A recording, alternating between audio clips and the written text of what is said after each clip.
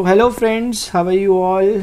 आज मैं आपके साथ डिस्कशन करने जा रहा हूँ। एक बहुत ही ज़बरदस्त प्रोडक्ट है। मैं डिटेल में कुछ जानकारी देने वाला हूँ कि कैसे कैसे गामा ओराइजोनॉल वर्क करता है और गामा ओराइजोनॉल एक्चुअली है क्या, अगर आपने पहली बार सुना होगा, और ये किस तरह की डिजीज़ में काम करता है, इसके लिए किस तरह के डॉक्टर के इसकी ज़रूरत है, रिकमेंडेशन की नहीं है, ये दवाई है या न्यूट्रिशन है, ये सब बातें आज हम देखने वाले हैं डिटेल में गामा ओराइजोनॉल के बारे में। देखिए, आपने शायद पहली बार हो सकता है मेरे मुंह से अभी ये नाम सुना हो गामा ओराइजोनॉल, लेकिन मैं आपको बता दूं कि जो गामा ओराइजोनॉल है ना, ये जो ब्राउन राइस होता है उसमें से इसे एक्सट्रैक्ट किया जाता है, उसमें से निकाला जाता है। अब सबसे पहला सवाल आएगा, वो सब कुछ तो ठीक है, लेकिन ये है क्या चीज़ जो गामा ओराइजोनॉल के बारे में बात की जा रही है। तो देखिए, मैं आपको डिटेल में थोड़ा सा चीज़ें बताने की कोशिश करता हूँ। होता क्या है कि जैसे कुछ लोग जिन्हें हार्ट डिजीज़ होती है, जिन्हें हार्ट यानी कि हृदय संबंधी दिल की बीमारियां, अगर ऐसी चीज़ें होती हैं, तो उसका मुख्य कारण क्या होता है कि जो हमारी ये धमनियाँ होती हैं, जो आर्टरीज़ होती हैं, इनमें जो ब्लड का फ्लो होता है, क्योंकि इसमें से ब्लड जाता है, लेकिन क्या होता है कि जब ब्लड कभी ज़्यादा गाढ़ा हो जाता है तो ऐसी स्थिति में यहाँ पर उसका जमाव हो जाता है, क्लॉटिंग हो जाती है, थक्का जम जाता है। इससे क्या होता है कि ब्लड को पूरी तरीके से मूव करने में अच्छा कंफर्टेबल फील नहीं होता। यानी कुल मिलाकर मैं ये कहना चाहता हूँ कि ब्लड अच्छी तरीके से पूरे शरीर में फैल नहीं पाता या पूरे शरीर में जा नहीं पाता। और हार्ट का काम होता है कि वो ब्लड को पंप करने का काम करता है। अगर आगे ही ब्लॉकेज आ जाता है, आगे ही आपका खून, अगर किसी व्यक्ति का खून आगे नहीं जा पा रहा, तो फिर वो समस्या झेलनी पड़ती है हार्ट को, तो फिर उस समय हार्ट स्ट्रोक जैसी समस्याएं आती हैं। इसीलिए आपने कभी सुना होगा कि जो हार्ट पेशेंट होते हैं उन्हें एलोपैथी में डॉक्टर्स के द्वारा ऐसी दवाइयाँ दी जाती है जो ब्लड थिन करने का काम करती है, यानी कि ब्लड थिनर्स उन्हें दिए जाते हैं जो कि ब्लड को पतला करती है। कारण इसका यही है। अब सवाल ये आता है कि ये ब्लड ऐसा हो कैसे गया, यानी कि ये ब्लड गाढ़ा हो कैसे गया। तो ब्लड के गाढ़ा होने के वैसे तो कई कारण हैं, उनमें से जो प्रमुख कारण इसका आता है वो होता है कोलेस्ट्रॉल प्रॉब्लम। कोलेस्ट्रॉल हमारे पास देखिए दो तरह के होते हैं, एक एलडीएल होता है, एक एचडीएल होता है। एलडीएल का मतलब होता है लो डेंसिटी लिपोप्रोटीन, और ये होता है हाई डेंसिटी लिपोप्रोटीन। ये जो लो डेंसिटी लिपोप्रोटीन रहता है, इसकी मात्रा रहनी कम चाहिए क्योंकि लो डेंस रहता है, और ये हाई डेंसिटी रहता है, लेकिन हो उल्टा जाता है। यानी लो डेंसिटी रहना कम चाहिए था, इसका लेवल बढ़ जाता है। हाई डेंसिटी को होना ज़्यादा चाहिए, यानी कि इसकी मात्रा ज़्यादा चाहिए, हाई डेंस होना चाहिए, लेकिन ये कम हो जाता है। तो ऐसी स्थिति में हम कहते हैं कि कोलेस्ट्रॉल का इम्बैलेंसिंग हो गई, यानी कोलेस्ट्रॉल असंतुलित हो गया, या दूसरे शब्दों में हम इसे कहते हैं कि बेड कोलेस्ट्रॉल बढ़ चुका है। और बेड कोलेस्ट्रॉल बढ़ चुका है और आपका जो गुड कोलेस्ट्रॉल है वो घटने लग गया है। उसको हम ऐसे भी समझाते हैं कई बार सिंपल लैंग्वेज में। तो ये एक बात हो गई, ये आपको शायद समझ में आया होगा कि किस तरीके से ये एलडीएल और एचडीएल का काम होता है। इसे सिंपल लैंग्वेज में लोग बेड कोलेस्ट्रॉल और गुड कोलेस्ट्रॉल नाम से ही जानते हैं। अब इससे क्या होता है कि ये ब्लड गाढ़ा हो जाता है, और जो सारी प्रॉब्लम्स होती है मैं आपको ऑलरेडी उसके बारे में बता चुका हूँ। अब होता क्या है कि जब कभी ये एक पर्टिकुलर लेवल से ऊपर चले जाता है, यानी कि जब कभी कोलेस्ट्रॉल का ये जो मिसमैचिंग होती है, जब ये काफ़ी ज़्यादा हो जाती है, वो आगे मैंने डिस्कस कर रखा है, मैं उसकी ज़्यादा टेक्निकल डिटेल में नहीं जाऊँगा। तो उस समय एलोपैथी में हमारे एक दवाई होती है, उसका नाम होता है स्टैटिन। यानी स्टैटिन नाम की जो दवाई होती है एलोपैथी में, ये डॉक्टर्स के द्वारा रिकमेंड की जाती है। यानी कि एलोपैथी में मात्र एक दवाई है, उसका नाम है स्टैटिन। इस स्टैटिन दवाई को दे करके कोलेस्ट्रॉल को मैनेज किया जाता है, यानी कोलेस्ट्रॉल को मेंटेन किया जाता है, उसको बैलेंस किया जाता है।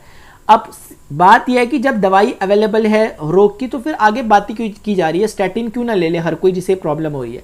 तो सर, स्टैटिन की अपनी बहुत समस्याएं, ये सब बातें मैंने आगे लिखी हुई है, मैं आपको पहले एक बार ओवरव्यू दे देता हूँ। स्टैटिन में बहुत सारी अपने इसके साइड इफेक्ट होते हैं, अभी आगे मैं डिस्कस करूंगा। अलग अलग तरह की बीमारियां इससे हो जाने के खतरे होते हैं, जैसे नींद ना आना या इस तरह की समस्याएं होती हैं, या ब्लड प्रेशर का या हार्ट की कुछ और डिजीज़ का आ जाना। मतलब इसको भले ही वो क्योर करता हो, लेकिन कोई दूसरी बीमारी को वो शुरू कर देने का काम करता है, वो है स्टैटिन। लेकिन ये मजबूरी है अभी मेडिकल साइंस की, क्योंकि स्टैटिन ही एकमात्र ऐसी दवाई फिलहाल मौजूद है जो कि कोलेस्ट्रॉल को मैनेज करती है, लेकिन उसके बदले में कुछ साइड इफेक्ट भी दे देती है। अब इस चीज़ के बारे में मैं आपको थोड़ा सा आगे बताने की कोशिश करता हूँ शुरुआत से कि क्या क्या चीज़ें कैसे कैसे हैं। देखिएगा, अभी ये हार्ट डिजीज़ के बारे में बताया गया कि इंडिया में किस तरीके से हार्ट डिजीज़ हो रही है। आपको अगर मैं सिर्फ जानकारी के लिए बताऊं तो आपको दिखेगा कि हृदय रोग भारत में ये लिखा हुआ मौत का प्रमुख कारण है, मृत्युओं का 28%। ये सब बातें आप लिखी हुई हैं, आप इन्हें पढ़ सकते हैं, जो जो यहाँ पर चीज़ें लिखी गई हैं।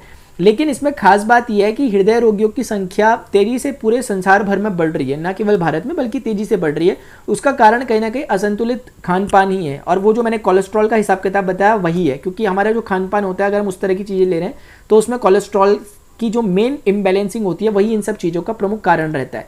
अब आपको मैं आगे कुछ बातें बताता हूँ, जैसे कि आप देखिए कि हृदय रोग के प्रमुख कारणों में एक खास बात ये ध्यान देने वाली होती है, जिस फैमिली में ऐसा हो पहले से कभी रहा हो, यानी कि जिस फैमिली में लगभग कोलेस्ट्रॉल का ऐसा इतिहास रहा, उनकी हिस्ट्री रही हो, मेडिकल हिस्ट्री की, उनके परिवार में लगभग कोलेस्ट्रॉल की प्रॉब्लम होती है, तो वहाँ तो 2 साल की उम्र के बच्चे से ही टेस्टिंग शुरू हो जानी चाहिए ताकि आगे जाकर उसे क्योर किया जा सके। और वो जो मैंने LDL HDL वाली बातें आपको बताई थी वो आपके सामने स्क्रीन में, आप इन्हें पढ़ लीजिएगा। मैं आपको PDF भी अवेलेबल करा दूंगा, डिटेल में जो जो आपको पढ़ना होगा आप पढ़ सकते हैं। अभी मोटी मोटी बातें जो है मैं आपके साथ डिस्कस कर देता हूँ। मैंने आपको बताया स्टैटिन के बारे में। देखिए स्टैटिन एकमात्र कोलेस्ट्रॉल कम करने वाली दवा है, और जब LDL यानी कि लो डेंसिटी लिपोप्रोटीन 190 मिलीग्राम पर DL पर आ जाता है तब डॉक्टर द्वारा इसका इस्तेमाल करने की सलाह दी जाती है। उम्र व अन्य कारणों को देखते हुए डॉक्टर जल्दी भी इसके इस्तेमाल की सलाह देते हैं इस स्टैटिन की। लेकिन जैसा कि मैंने बताया कि स्टैटिन के अपने साइड इफेक्ट हैं, तो उन साइड इफेक्ट्स का नाम यहाँ पर दिया गया है कि किस किस तरह की और बीमारियाँ इससे हो जाती है। ये सारी बातें जो हैं ये FDA के द्वारा बताई गई बातें, यानी कि पूरी ये लिंक भी इसका प्रोवाइड किया गया है, हाइपर लिंक है। अभी हम आगे देखते हैं। स्टैटिन से इस तरह की प्रॉब्लम आ जाती है, किसी का वजन बढ़ जाता है। आपने देखा होगा कि US या फिर और जो इस तरह की कंट्रीज़ होती है वहाँ पर वजन काफ़ी ज़्यादा बढ़ रहा है। ये बड़ी समस्या है उन कंट्रीज़ के लिए, US UK जैसी कंट्रीज़ के लिए लोगों का। उसका प्रमुख कारण ये है कि वहाँ कोलेस्ट्रॉल बढ़ चुका है, और कोलेस्ट्रॉल को क्योर करने के लिए वो स्टैटिन ले रहे हैं, और स्टैटिन से फिर उनका वेट वगैरह बढ़ रहा है। मांसपेशियों में ऐंठन आ जाती है, नींद का ना आना, ऐसी चीज़ें हो जाती हैं। घबराहट, यानी कि आप ये कह सकते हैं कि जो एंजाइटी अटैक्स होते हैं उस तरह की चीज़ें, चक्कर आना, चिंता, त्वचा के रोग, थकान, छाती में दर्द, बुखार, ये सब चीज़ें साइड इफेक्ट के तौर पर आती हैं। तो ये कुल मिलाकर के स्टैटिन के जो साइड इफेक्ट्स हैं वो मैंने आपके साथ यहाँ पर अभी फिलहाल डिस्कस किए। अब हम थोड़ा सा आगे देखते हैं। देखिए कुछ खास बातें आपको देख लेनी चाहिए। ये जो बातें इन्होंने यहाँ पर बताई है कि स्टैटिन से मधुमेह, मांसपेशियों के नुकसान, स्मृति हानि हो सकती है, यानी मेमोरी लॉस जैसी चीज़ें या डायबिटीज़ जैसी चीज़ें, और जो मस्कुलर जो डिजीज़ होती हैं उनके होने का भी खतरा है। ये FDA ने अपनी आधिकारिक चेतावनी में, ऑफिशियल जो उनकी रिपोर्ट आई थी 2012 में, उसमें उन्होंने इस बारे में बोला था। अब असल में दिक्कत वही है जो मैंने आपको बताया, क्योंकि पेशेंट के पास कोई चॉइस नहीं है। क्योंकि अगर किसी को इस तरह की प्रॉब्लम हो गई है, अगर कोलेस्ट्रॉल जैसी कोई प्रॉब्लम हो गई, तो अब करेगा क्या? कोई भी क्या करेगा? डॉक्टर्स के पास जाएंगे, और डॉक्टर आखिर में क्या करेंगे? जो उनके पास इलाज है वो करेंगे, यानी कि स्टैटिन की जो दवाई उनके पास अवेलेबल है फिलहाल उसका इस्तेमाल करेंगे। लेकिन फिर स्टैटिन के वही सब कुछ साइड इफेक्ट्स। इसके बारे में जो मैं बातें बता रहा हूँ ये सारी की सारी क्लिनिकली अप्रूवन है जो कुछ मैं बता रहा हूँ, और आपको मैं बताता हूँ ऑराइजोनॉल है क्या। देखिए ये कंपनी है AP ऑर्गेनिक्स लिमिटेड, इन्होंने ये बनाया। ये सब बातें यहाँ पर लिखी हुई आप पढ़ना। असल में एंटीऑक्सीडेंट है ये एक तरह का गामा ऑराइजोनॉल। एंटीऑक्सीडेंट का मतलब ये हुआ कि जो शरीर में कोशिकाओं की क्षति होती है, हमारा शरीर कोशिकाओं से बना हुआ है और कोशिका मरती रहती है हर प्रति सेकंड के हिसाब से, उनके उससे फ्री रेडिकल बनते हैं, और फ्री रेडिकल ही क्या करते हैं? शरीर को नुकसान पहुँचाने का काम करते हैं। तो हमें क्या चाहिए? एक प्रॉपर एंटीऑक्सीडेंट की जरूरत होती है। जैसे विटामिन E का नाम आपने सुना होगा, एक अच्छा एंटीऑक्सीडेंट होता है। तो गामा ऑराइजोनॉल उसी तरह का एक एंटीऑक्सीडेंट है, और रिसर्च में पता लगा है कि ये विटामिन E से भी बहुत अच्छा एंटीऑक्सीडेंट है। इसके बारे में आप चाहें तो यहाँ पर भी पढ़ सकते हैं कि कैसे इसकी शुरुआत हुई। 1954 के करीब जापान के 2 वैज्ञानिकों ने पहली बार इसको खोजा। और ये जो हमें मिलता है ऑराइजोनॉल, सवाल ये कि मिलता कहाँ से है? सर ये चावल की जो भूसी होती है उसमें से ये मिलता है हमें। जो चावल होता है, ब्राउन राइस होता है। तो उसके बाद से जितनी डेवलप्ड कंट्रीज़ हैं उन्होंने इसे एक नेचुरल दवाई के रूप में, यानी कि आप देख सकते हैं नेचुरल मेडिसिन के रूप में इसको इन्होंने इस्तेमाल करना शुरू किया। इसकी कीमतें बहुत ज़्यादा महंगी है, क्योंकि आप देख सकते हैं क्योंकि अगर इसका कोई साइड इफेक्ट नहीं होगा, स्टैटिन जो काम करता है कोलेस्ट्रॉल को बैलेंस करने का वो काम ये करता है, लेकिन स्टैटिन की तरह साइड इफेक्ट ये नहीं देता, तो इसीलिए काफ़ी इंपॉर्टेंट हो जाता है। और ज़्यादा इंपॉर्टेंट हो जाने का इसका कारण 2017 में समझ में आता है, क्योंकि 29 दिसंबर 2017 को एक भारत सरकार ने अपना एक नोटिफिकेशन जारी किया, पब्लिक नोटिफिकेशन। उसमें FSSAI, आपने शायद सुना होगा, food safety and standards authority of India, जिसका काम है कि फूड संबंधी जो चीज़ें होती हैं उनके बारे में रख रखाव करना, उसने इसे एक न्यूट्रास्यूटिकल्स के रूप में मान्यता दी है। न्यूट्रास्यूटिकल का मतलब हुआ कि ये फार्मास्यूटिकल की कैटेगरी में नहीं है, बल्कि न्यूट्रास्यूटिकल की कैटेगरी में है। यानी कि कोई एक दवाई नहीं है, बल्कि एक तरह का न्यूट्रिशन है। तो इसे कोई भी व्यक्ति ले सकता है, यानी कि ये बात इससे निकल कर आती है। तो ये बातें मैंने आपको यहाँ पर बता दी है। अब कोलेस्ट्रॉल मैनेजमेंट से क्या क्या फ़ायदे होते हैं ये मैं आपको ऑलरेडी बता चुका हूँ कि किस तरीके से धमनियों में ये ब्लड जमा हो जाता है। उसको नॉर्मल ब्लड फ्लो कराने के लिए हमें कोलेस्ट्रॉल बैलेंस होना चाहिए। अब कोलेस्ट्रॉल को कम करने में मददगार है, ये भी मैं आपको ऑलरेडी बता चुका हूँ, क्योंकि इसका मेन काम यही है।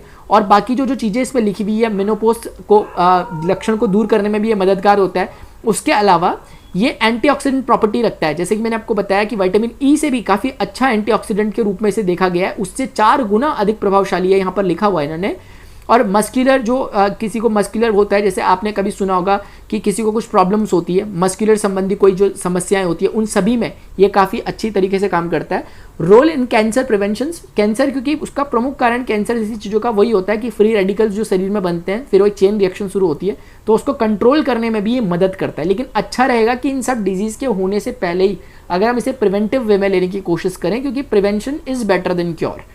ठीक है, तो ये बात मैंने आपको बताई कि कैंसर के लिए, ब्रेस्ट कैंसर के लिए, यानी कि प्रोस्टेट कैंसर जो होता है उसके लिए भी ये काफ़ी मददगार साबित हुआ है, क्योंकि ऐसी रिपोर्ट्स वगैरह आई हैं, वो आप देख सकते हैं। अगर आपको कोई प्रॉब्लम है तो मैं आपको प्रोवाइड करा सकता हूँ, नीचे कमेंट सेक्शन में आप लिख दीजिएगा। थायराइड के लिए भी ये काफ़ी मददगार सिद्ध हुआ है, क्योंकि गामा ओराइजोनॉल की 300 मिलीग्राम, क्योंकि जो इसकी रिकमेंडेड डोज है कि कितना इसे लेना चाहिए, 300 मिलीग्राम प्रतिदिन के हिसाब से इसे लेना चाहिए। इसलिए मार्केट में 100 मिलीग्राम के हिसाब से भी इसकी टैबलेट्स आती हैं, तो उसे एक दिन में 3 बार लिया जाता है। कई जगह 150 मिलीग्राम की आती है, तो फिर उसे एक दिन में 2 बार लिया जाता है, सुबह और शाम को। ठीक है, तो इस तरीके से इसे डिस्ट्रीब्यूट किया जाता है, लेकिन ये आती है 300 मिलीग्राम जो है इसकी रिकमेंडेड डोज है, जो एक दिन में ली जानी चाहिए।